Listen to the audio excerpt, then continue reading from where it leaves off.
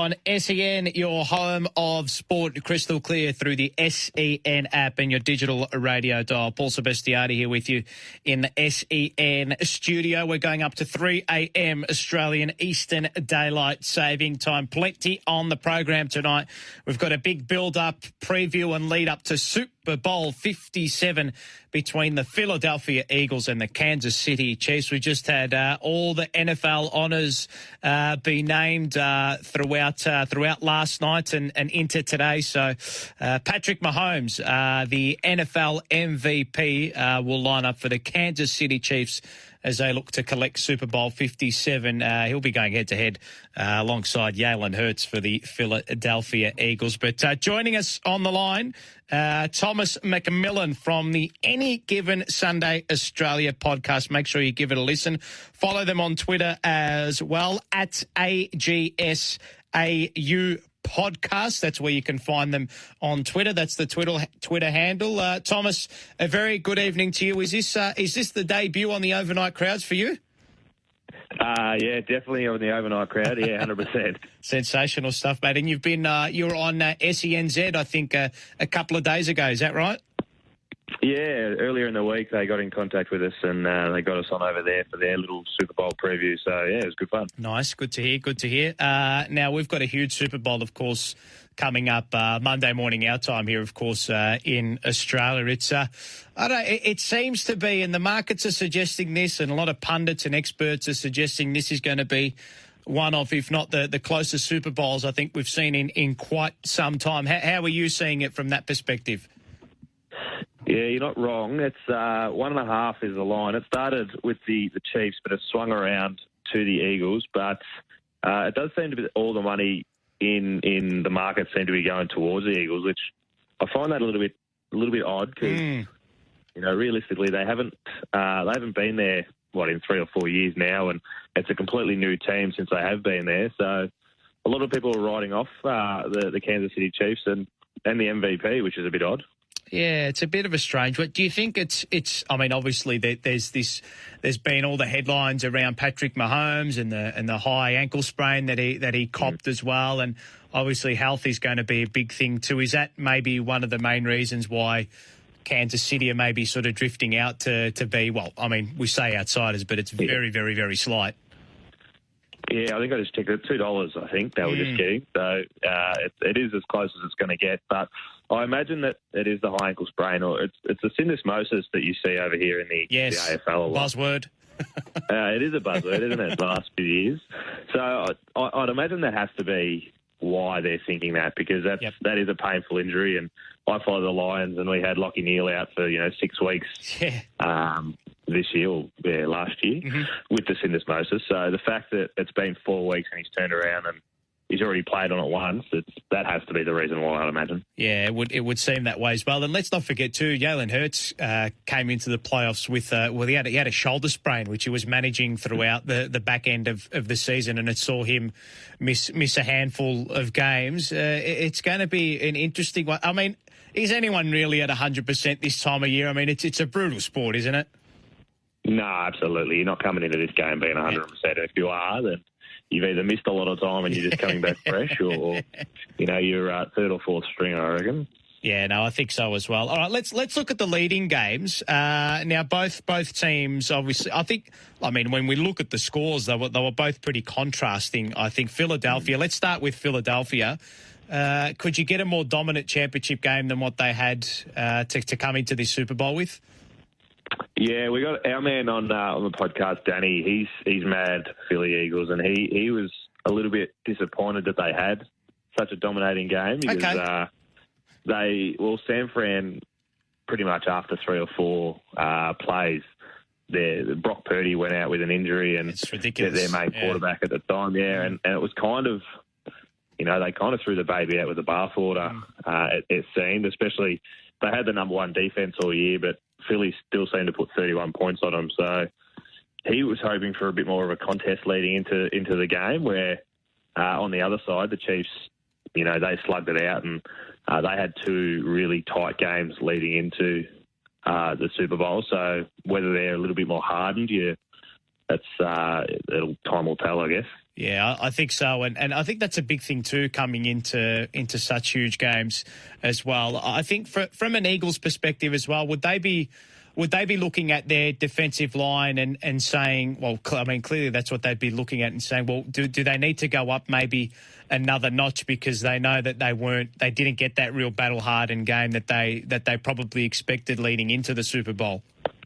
Yeah, absolutely. They did have the best defensive line for the year. They had 70 sacks in the regular season, which was just short of a regular season record, which I know we have an extra game than we used to, but that's still, pretty incredible. But number 2 behind them was the Kansas City Chiefs. So they're both defensive lines are very strong, and they'll both be getting after those quarterbacks, I reckon. Yeah. Now, from a head-to-head perspective with regards to players and matchups, what do you think are the integral matchups coming into this playoff game? Because I think what we saw, the two QBs going head-to-head, and I think it's interesting too because we see Patty Mahomes run and gun a lot, and we see he's got so much in his armory as well, but it seemed that he just saved that one run and gun for late in the piece against Cincinnati. So I don't know if that's going to be in his armory come this weekend. No, and you definitely saw him hobble off after that run and gun as well. Like, I reckon he might have had 2 or 3 scrambles, and just that ankle just didn't look right. Which, no. Like we said, it was 6 weeks for an AFL player to get back. So the fact that he was playing on it, 2 weeks later. But yeah, I think it's definitely going to be one up front, offensive line versus defensive line. Whether both Ds can get in and get those sacks on the quarterback, if they can make Mahomes run around on that ankle a fair bit, or, Jalen Hurts, if he cops a couple of sacks and goes down on his shoulder, you just never know. I think that's where it's going to be one. It's going to be Chris Jones, and it's going to be Hassan Reddick for both sides that are going to do all the damage, I think. Okay, interesting. It's funny how it works, isn't it? You build up the whole season, and then the two main blokes who are coming into this Super Bowl, they've got injury marks over injury questions over their head. It's funny how that works, isn't it? It's a bit of a shame because I think 2 years ago as well, when the Chiefs were in it, he was under a bit of a cloud then, and that's where Tom Brady kind of made the most of it to get that championship for Tampa Bay. Yeah, it's as you said, it's unfortunate, but as we said earlier as well, no team is ever 100%. No, that's exactly right. Now you've got, obviously these. Who do you think, and we mentioned a few names before them, but the other huge names for both teams that are going to have an influence on this game, you think as well? Because obviously the quarterbacks are going to steal the limelight, we know that, but the other names that people might not have been around that have flown under the radar coming into the Super Bowl. Yeah, well, like you said, they're not be as mobile or throwing as much. So I think the 2 running backs are going to be pretty big. Well, they kind of got a running back core, but the 2 running backs, I think, Pacheco especially for the Chiefs, he's going to, if Mahomes can't really move around as much, he's going to lean on him a fair bit. So I can see Pacheco having a pretty big game. And the same, Miles Sanders for the Birds, he's been pretty big the last few weeks. So I can see both those boys being really big. And then, like you said, if funnily enough, I think it's going to be a defensive-led game. Okay. But it'll be high scoring, which is funny to say. I reckon they'll be able to get through to the quarterbacks, and you might see 5 or 6 sacks each. But I reckon both quarterbacks are good enough that they'll be able to chop it up as they need to. Travis Kelce for the Chiefs is always a man he's 17 postseason games, and he scored 15 touchdowns. So I've got him in a multi 100% to score a touchdown because he's an absolute machine for the Kansas City Chiefs, and he's one to definitely to watch out for. I like it. All right, speaking of multis, let's get into your multi, because I think you've got one at nice odds. I think that the punters can hone in on. Are you a prop bet man, like the colour of the Gatorade, how long the anthem's going to go for? Do you venture down that path?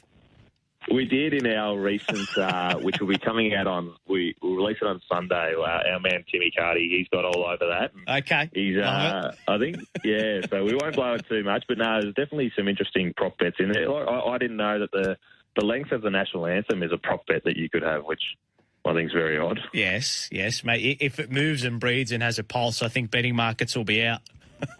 Yeah, absolutely. And like you said, the Gatorade colours, there was actually water was an option, which I think that was about $51 or something like that. So Okay. if you're thinking that water's going to be a bit more of an exotic bet, then you can go down that path. But I don't mind a few of the more exotic ones, like the first touchdown scorer, Travis Kelce. Like I said before, he's 2 of the last 3 games he's been the first touchdown scorer for the Kansas City Chiefs. So he's always a nice likely bet. And $8.50, it's pretty juicy for him as well. And then in the MVP markets, I think if it's not a quarterback, which they're going to be the 2 shortest price favourites, I think it might be either Chris Jones or Hassan Reddick. Okay. If they can have a big day for the defensive for their respective teams, they're paying $31 and $51 respectively. I think they're nice little juicy outsiders that you could get on. Okay, love it. We're speaking with Tom McMillan, of course, from the Any Given Sunday Australia podcast. Be sure to follow it on Twitter as well and all the main social media channels, YouTube as well. Any Given Sunday Australia podcast is where you can find all their handiwork. Now, look, from a entertainment perspective as well, Tom, this is going to be a question that plenty of people have to sort out coming into the Super Bowl. What happens on the day for you? What happens in the morning? Is it home? Is it out at a base? Or where do you set up on Super Bowl day? Well, the last few years it's kind of been with work as well. We've been on shift. We're shift workers, all 3 of us. So we're on shift the last couple of years, but we are off this year, which is lucky enough. So nice. We're heading out to a pub in Carlton, just about our little crew, and we've got a table set up there, which will be a nice early start, but it'll be good fun. Love it. What's your go-to food and go-to beverage for the morning? Oh, you have to go American for the day, don't you? I'm hoping that they have a little setup there. We're going to the Great Northern in Carlton. Oh, beautiful. So, lovely. Yeah, I hope they have a little bit of a setup there. And I think in all facets, you just have to go American, don't you? Yeah, I think so. It has to be. You've got to embrace the vibe, mate. You've got to embrace the Star Spangled Banner, mate. Get the calls into you. Get some maybe hot dogs going as well. I think that's the way to go down. I think that's the way to do it. Let's get 100%. Back onto the game, shall we? Just before we get into your prediction and who you think is going to win, what is going to be the biggest positional matchup that ends up controlling the movements and drives throughout this game? Yeah, I think it has to be up front. It's the offensive line versus the defensive line. If it's the first time ever that there's been a set of brothers that are playing, and one of them, Jason Kelce, the centre for the Philly Eagles, if he can have a day out, and then our boy, Jordan Mailata, up front, left tackle for the Eagles. So, and we're hoping that Aaron Sipos can actually, he's been brought off the IR as of, I think, today, our time. Okay. So it's between him and the other punter, Brett Kern, whether they bring him in. And I think outside word is he's actually favourite to get a gig. Ooh, so okay, I like it. 2 Aussies. Yeah, 2 Aussies that could be playing, which would be grouse.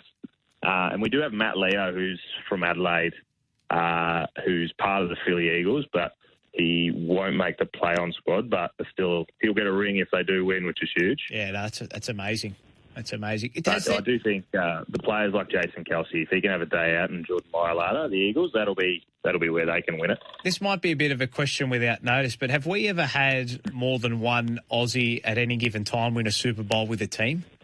Just trying to think. Not on the field, no. We've only had one winner. Yeah. Which was Jesse Williams for the Seahawks, but I reckon, Sav Rocker played in one. Yes. Pretty sure. Yes, he did. Yes. And I'm not sure how many more have actually played.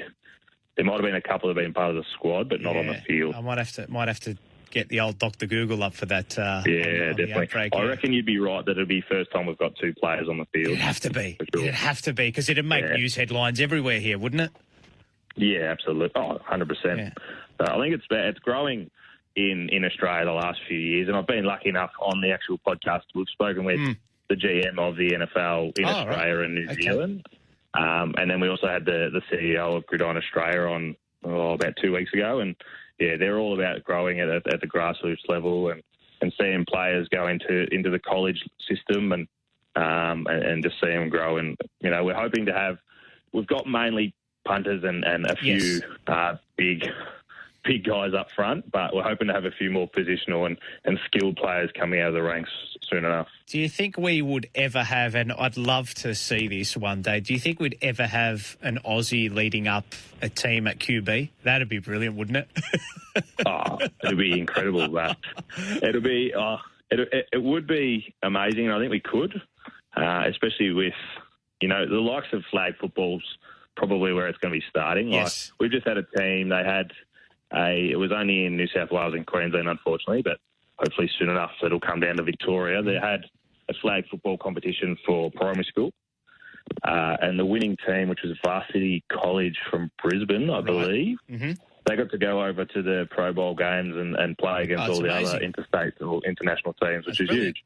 That's great. Yeah, if we've got kids playing at that young, they're going to be growing up with the skills and the mindset that definitely I think we could have a QB in there one day. No doubt. I think if there's anything we can hang our cap on as, if we can, hang our cap up as a nation, I think it's when we put our minds to something, when it's to do with sports, we can achieve the ultimate. You see it at the Olympics with the swimming and everything. When the funding goes into it, our Aussie athletes can achieve absolutely anything. Okay, let's get on to the big question. Who wins, by how much and why? I think it's going to be high scoring, and I'm going against all the punters. I reckon it's going to be the Chiefs that are going to be. I reckon they're going to come out and actually. I'm backing the MVP, and I've got two boys on mine that are both going with the Birds, but I think it's going to be the Chiefs. They're going to come out on top. Scoring wise, I do think it'll be high scoring, so I'm going to say maybe 35-38 or something like that. I really hope it is a score fest. I hope it is too. It'll be entertaining either way. Can you just for the overnight crowd audience, just run over your little multi again, or your selection just for the punters as well, so they can get their minds freshened up with it? So, like I said, Pacheco's going to have a big day out. He likes to cash in the backfield, so I've got him for just a cheeky little 10 receiving yards, but 55 rushing yards as well. Quez Watkins for the Philly Eagles. He likes just a one or two catch game, but I've only got him for 12 yards, so I think that's quite achievable. Hurts, with his shoulder and with the big defensive line coming at him, he's going to have 35 rushing yards pretty comfortably, I reckon. The two big boys that I said, Jones and Reddick, I reckon they're going to get at least one sack each. And then my man Travis Kelce for a touchdown, and it's paying $34. So I think I can't really see it losing. So he's declared it at $34. I love it. $34. I can't really. I've put just a couple of dollars on it just to keep it ticking over. Anyway, that's good, mate. A five or a Peter McKenna, a tenner on that, mate. That'll keep you happy and keep you going throughout the day. Where can we find? That can be on for the whole day, which is good. Yeah, no, exactly right. Where can we find all your handiwork, all your social channels, and where can we find the podcast, mate? Give it a big rap and give it a plug. Yeah, you were right earlier. Twitter's probably the main way, which is AGSAU podcast.